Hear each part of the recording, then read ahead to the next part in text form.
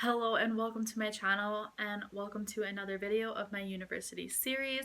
Today's video is going to be all about organization, study tips, and what you might not think to bring to university. Yeah, let's just go right into this video. So to start off, we're going to start with organization.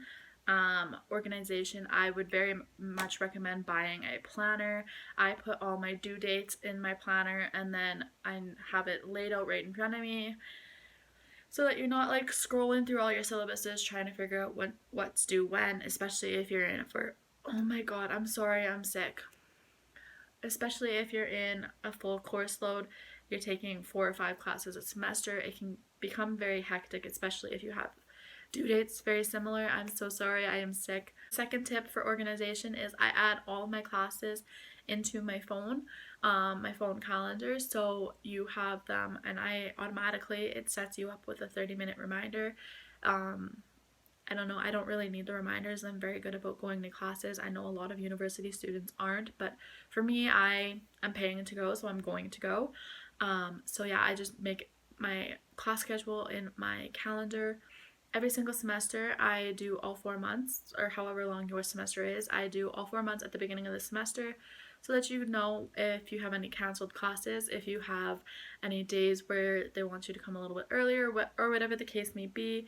And so yeah, you just have your schedule laid out in front of you, so it's a no-brainer and makes your life very much more organized. And my last tip for organization is make a homework and study schedule. So for me, I have a whiteboard and I have Monday, Tuesday, Wednesday, Thursday, Friday, Saturday. Sundays I leave completely off just for like self-care, mental health day, whatever you want to call it.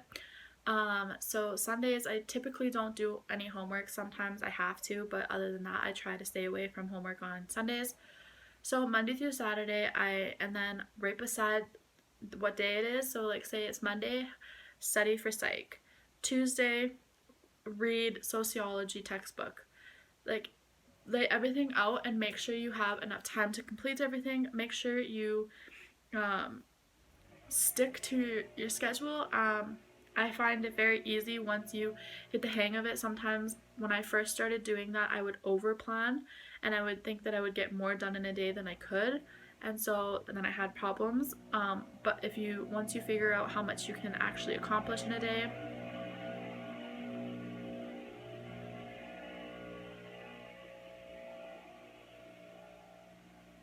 all my windows are shut and I can still hear that clear as day. I don't understand it. But yeah, like I was saying, schedule it out and make sure that it's a realistic schedule. Like, you're not gonna complete an entire online course in a day.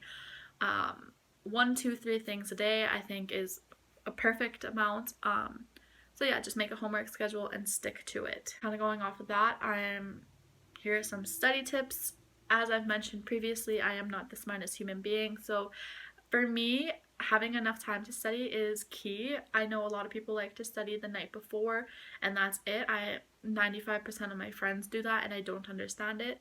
I recommend studying well in advance. I guess it depends on the course and depends on the test. I usually start studying about a week before, if not earlier than that. So yeah, just stick to your homework schedule, stick to your study plan, and yeah, just give yourself plenty of time to study. Read over your notes over and over and over again and make cue cards and read them over and over again. The more I read it, the more I retain it, and some of this stuff you have to understand it, yes, but you also have to memorize a lot of it, especially if you're in a program like mine. Majority of it is memorization. Everything's common sense basically, but you have to memorize some stuff as well. Hello? Sorry about that, my grandma just phoned. Where was I? Okay, yeah, I heard that rewriting your notes can be very, very helpful. I personally don't have the patience to do that, and I personally type my notes, so I don't ever handwrite notes anymore, so I don't think it would work for me, but I know a lot of people who do just rewrite their notes over and over, and they retain it easier that way, better than just reading it over and over, so it just, whatever works for you. Now for the things that you might not think to bring with you, things that might be helpful, and all depends on where you're living. So mine is kind of just a general overview. Obviously, if you're moving away from home, you need your clothes, your bedding, your toiletries, everything like that. But things that you might not think of, especially for supplies, I thought I would just use my computer 100% of the time, which is not the case. I found myself needing highlighters, binders, printer paper, pens, pencils, a computer. I do use my computer 95% of the time for schoolwork, so if you are like me, you're going to need a good computer. I know a lot of people try to use their old computers that their mom passed down to them or something, and they crap out.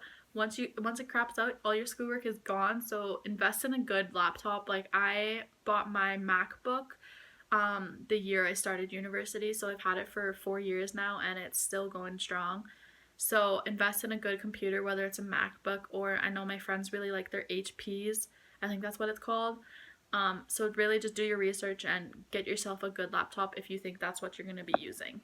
And also buy a planner, like I already talked about. It's really, really good for organization, and it just like helps you keep your life together. And then other things that you might not think of is a printer. It's not mandatory. You can print things off at the school, but it is a really good investment. So yeah, I also bought my printer first year, and it's now 4 years ago and it's still going strong. I like my back pillow. It's like one of those pillows that is meant for your back and then has like tiny, tiny little armrest, if you can even call it that. I got mine from Bed Bath & Beyond.